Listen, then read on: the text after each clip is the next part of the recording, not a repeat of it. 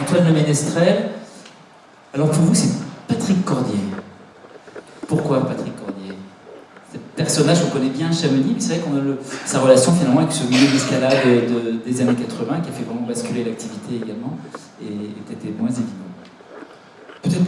Bonsoir, merci de m'avoir invité pour parler d'un alpiniste qui s'est rapproché, avec lequel je me suis rapproché, parce que moi il y avait 3 Patrick. Et Patrick Éverger, Patrick Béraud et Patrick Cordier. Patrick Cordier était une personne pas du tout médiatique comme les 2 autres, mais vous m'avez demandé de venir parler du geste. Justement, c'est une des premières personnes qui parlait de l'escalade comme un art martial occidental. Et moi qui étais un sportif de haut niveau, qui cherchait à résoudre les difficultés de l'énigme minérale avec une gestuelle la plus juste possible, en fait, d'être grimpeur de haut niveau à développer ma créativité, en fait, en cherchant des gestes les plus faciles à réaliser. Et j'étais vraiment dans cette dynamique-là, et de voir le mouvement non pas comme un challenge et comme une conquête, mais comme quelque chose qui fait sens. Il y a déjà avant de réaliser le mouvement, il y a un sens au geste, et donc de lui donner comme dans les arts martiaux, de lui donner une partie artistique, en tout cas l'art de pratiquer le geste. Et donc il m'a aidé à me libérer de l'esprit compétitif. C'est très important ce mot, libérer. Voilà, justement, je viens de l'escalade libre, on en parle, je fais partie des personnes qui ont créé ce mouvement, en tout cas qui l'ont accompagné. Donc c'est une énergie créative, rien que même le geste, le mouvement de l'escalade, où le sommet ne devient plus le but, mais le chemin devient plus important que le geste. C'est une partie importante où justement le sommet ne devient plus la chose la plus importante. On n'est plus dans la conquête, hein, le sommet, c'est le parcours qui devient le voyage, qui devient le plus juste. Donc il m'a aidé à me libérer de cet esprit compétitif qui est un esprit qui avec ses règles, empêche l'escalade d'évoluer. Donc moi ça m'a permis de sortir de cette dynamique et de devenir un artiste. Merci Antoine. Alors Paul, on est sur un autre versant, celui de l'outil, parce que ce geste, pour évoluer, ça a été la révolution de l'activité, a été accompagnée d'une révolution du matériel. Et au cœur de cette révolution, il y a bien évidemment les outils PES. Tu as choisi de parler d'un personnage qui a suivi aussi la même évolution avant aux États-Unis, et qui est Yvon Chouinard. Et quel est le lien justement qui vous relie? Alors, moi j'ai toujours été impressionné par les hommes qui changent les paradigmes. Et Yvon Chouinard faisait partie de ces référents pour moi. Et tu as parlé qu'on a commencé cette entreprise il y a 40 ans, mais effectivement, il y a 40 ans, il est venu me parler. J'avais 20 ans. Et vous imaginez, à 20 ans, se trouver en face d'Yvon Chouinard, avec ce que je connaissais de lui, le Yosemite, le Camp 4, et l'artisan qui avait démarré son entreprise, comme nous l'avons démarré également. Et cette rencontre a été importante pour moi. J'ai eu quelques référents. Yvon en est un, et il est aussi pour beaucoup d'entrepreneurs, certains entrepreneurs qui ont, dans leur parcours, essayent, souhaitent, veulent donner du sens à ce qu'ils font. Et je crois qu'Yvon est véritablement cet homme qui a changé un certain nombre de règles. Il a été étudié dans les universités et il a monté une très très belle entreprise. Et pour moi, c'était un véritable modèle. Merci Paul. Pierre-Antoine, on parle du geste et de la trace aussi, puisque c'est associé, et celle de Patrick Valençon t'a particulièrement marqué. Alors, moi j'ai parlé de Patrick Valençon parce qu'il a été très important dans ma vie, personnellement. Donc ça, c'était déjà tout de suite quand Charlie m'a proposé, tout de suite c'était une façon de lui rendre hommage parce que il a fait prendre un virage de ma vie. Et en plus de ça, en tant que skieur pour son époque et tout ça, il a vraiment été un pionnier, quelqu'un qui a ouvert une voie. Et pour revenir à ma rencontre avec lui, c'est quelqu'un qui m'a ouvert des portes, parce que j'avais une éducation montagnarde où avec la prudence, quand on allait en montagne on préparait et tout ça, et lui il était plutôt justement dans la beauté du geste et l'improvisation. On part et une fois qu'on y est, on s'adapte, on improvise. Et donc, tout d'un coup, je voyais une nouvelle approche beaucoup plus légère de la montagne. Et j'ai eu la chance qu'il me propose de faire ma première expédition avec lui. C'était en Alaska, c'était à ski. Et ça avait été une expédition très dure physiquement. Et donc, la partie beauté du geste était plutôt alourdie par la difficulté, mais il gardait toujours cette spontanéité et ces rapidités de décision qui est propre au skieur, qui doit, dans sa descente, choisir sa route et son geste et sa trace. Voilà. Et donc, ça a compté pour ma trace à moi. Patrick Valençon est un skieur extrême extraordinaire. Et alors pour vous, j'avais envie de vous demander qu'est-ce qu'il y a. L'expression beauté du geste revient souvent. Est-ce que pour vous, ça fait partie de ce qui définit l'alpinisme ou de ce qui ramène vers l'alpinisme des gens qui sont dans des domaines qu'on pourrait considérer comme un petit peu limitrophes? Alors, peut-être Sylvain, il y a un deuxième micro, on va l'utiliser. Oui, la question de la beauté du geste, la fascination qu'on peut éprouver pour les grands artistes, les grands artistes du geste, la fascination gymnique qu'on peut éprouver, c'est quand on voit d'abord la définition de la grâce, en fait, qui est de faire quelque chose de très difficile, un immense effort avec une impression de facilité et de légèreté.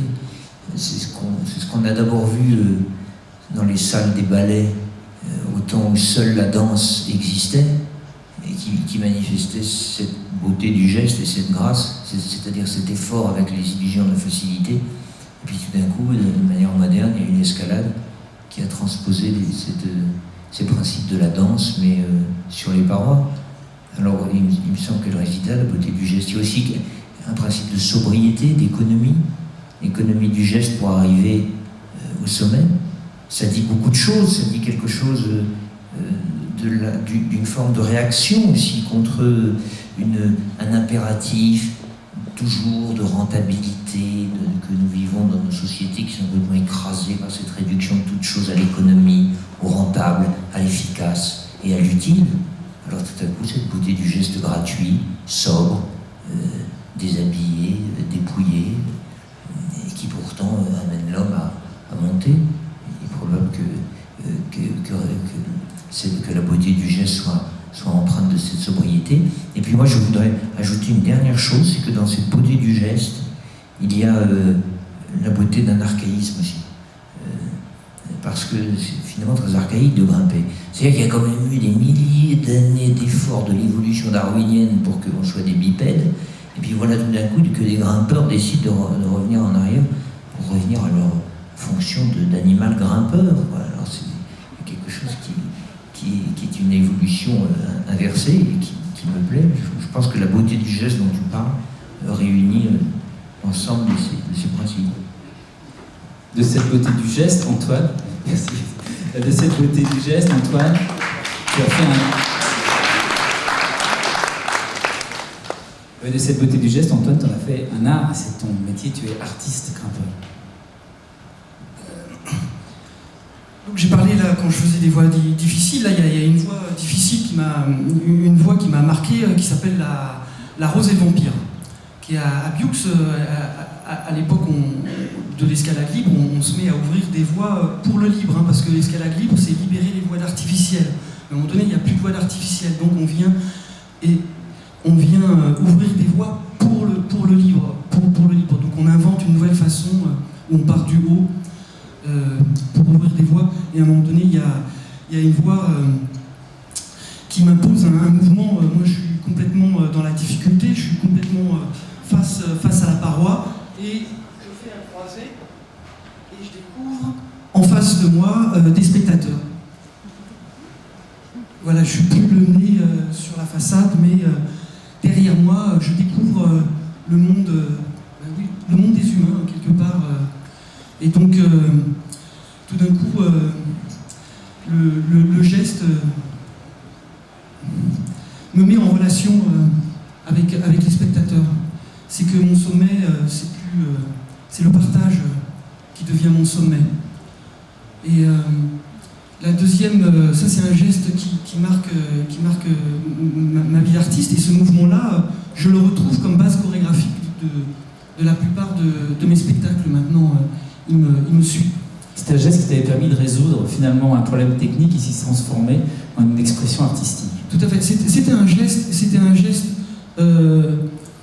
Parce que quand on fait des voix difficiles, on cherche l'efficacité par contre.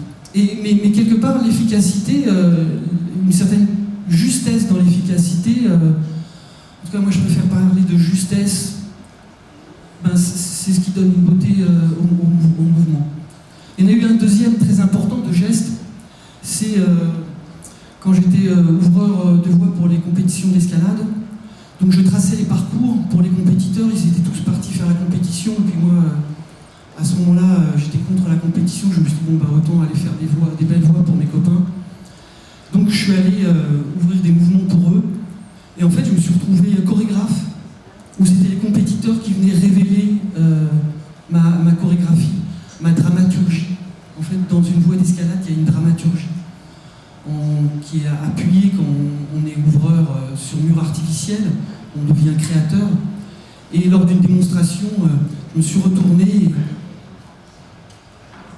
j'ai fait ce petit geste, et toute la salle a réagi. Je me suis dit, mais il y a une relation émotionnelle qui peut se passer entre un geste et le spectacle. Il y a une cordée émotionnelle qui se fait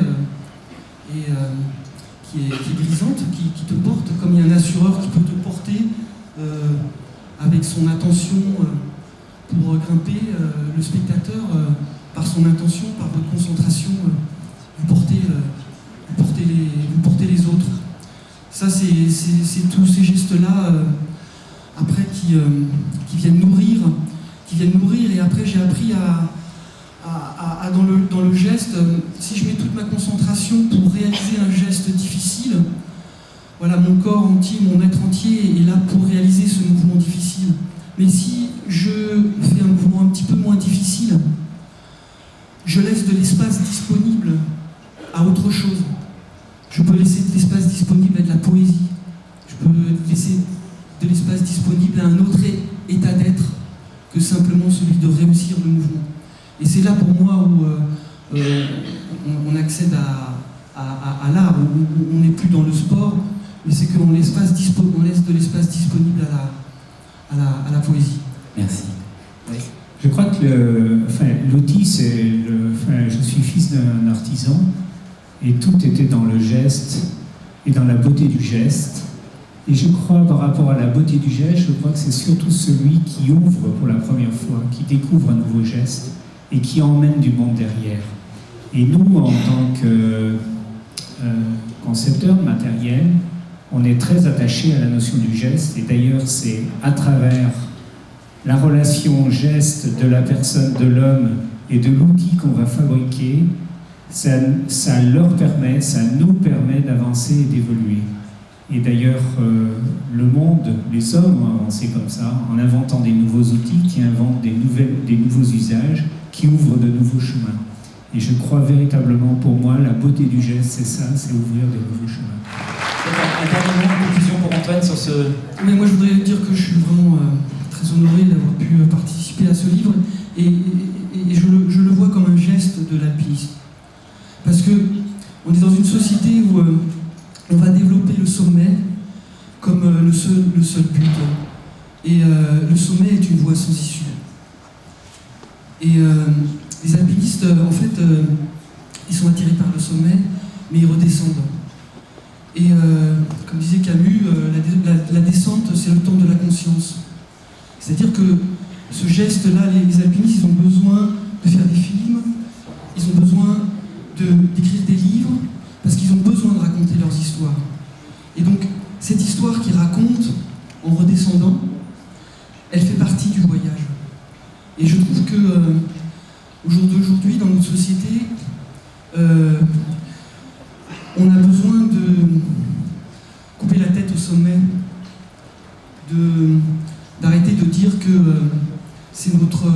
le sommet, c'est notre but. Parce que c'est pas vrai, en fait.